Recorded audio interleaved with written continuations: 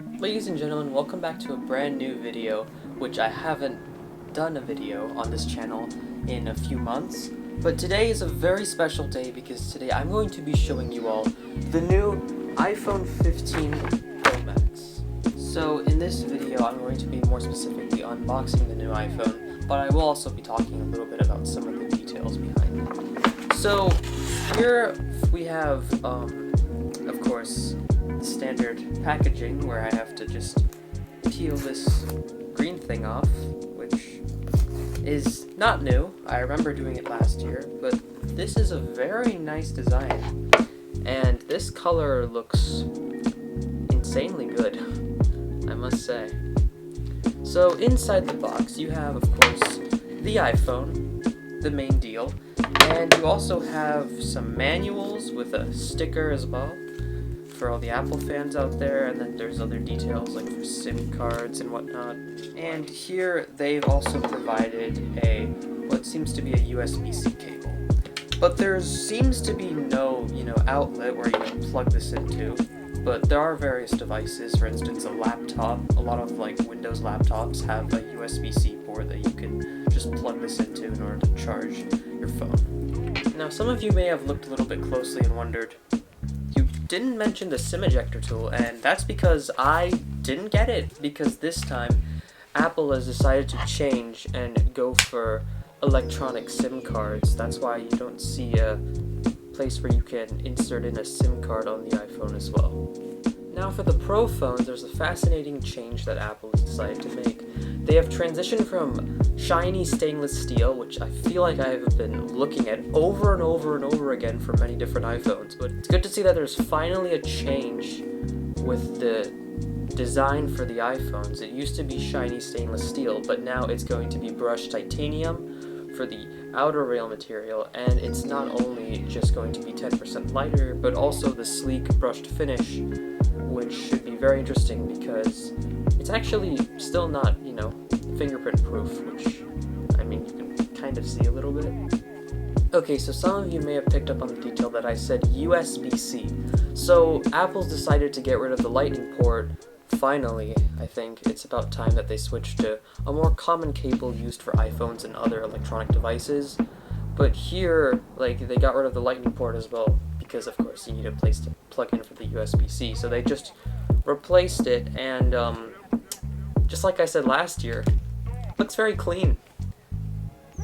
Apple's added a new button, which is basically an action button where you can basically set this up with certain apps in order to do certain things and whatnot. Just like, for instance, how there's already been if you tap on this Apple logo here, it can also do something as well, like activate a flashlight or stuff like that.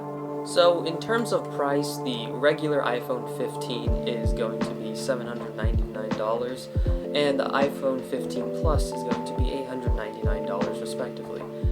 So for the other two prices for the other two phones, the iPhone 15 Pro is going to be $999, and the Pro Max is going to be $1199. With two of the phones being 6.1 inches and the other two being 6.7 inches, you can choose between, which size do you want. Of course, the phones have been slowly getting bigger and bigger and bigger over time in terms of length, which I think can sometimes be really good or really bad, depending on what type of phone you want.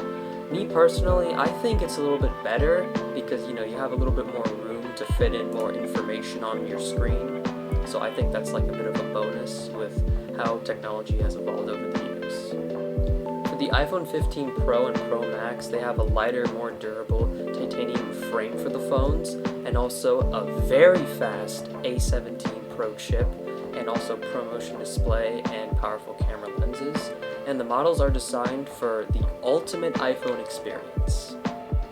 So recently, Apple has decided to add an always-on display to their Pro and Pro Max phones, which I think is a very interesting idea.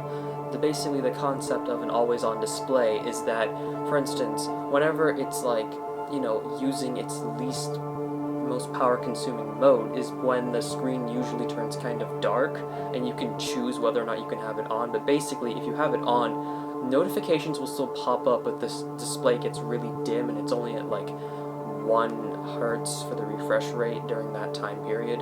And personally, like, I've seen my parents use it, and honestly, I think it is pretty useful. But if you really do not want your phone to be always on, then I guess I can see why some people wouldn't like it. But looking at how, my dad's been using it especially, I think it's a really useful feature.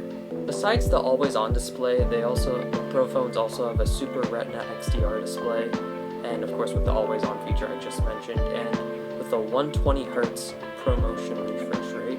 And the titanium frame is not also just light like I previously mentioned, but it's also very sleek and durable. And of course the bezels are thinner, but the front is protected by a ceramic shield, the toughest glass for a smartphone. This is a feature that has been borrowed from the iPhone 14s, but the cameras have, specifically the main camera has 48 megapixels still. That was introduced with the iPhone 14 Pros.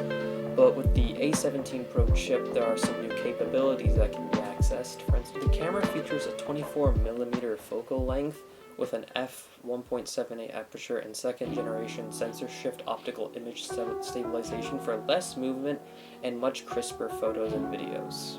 This year, the lens supports 24 megapixel and 48 megapixel high resolution photos through the photonic engine rather than 12 megapixel and 48 megapixel photos. Apple says that the new 24 megapixel setting offers high resolution and reasonable file size, and both the 24 megapixel and 48 megapixel photos can be saved in a standard HEIF image file format and are not limited to RAW.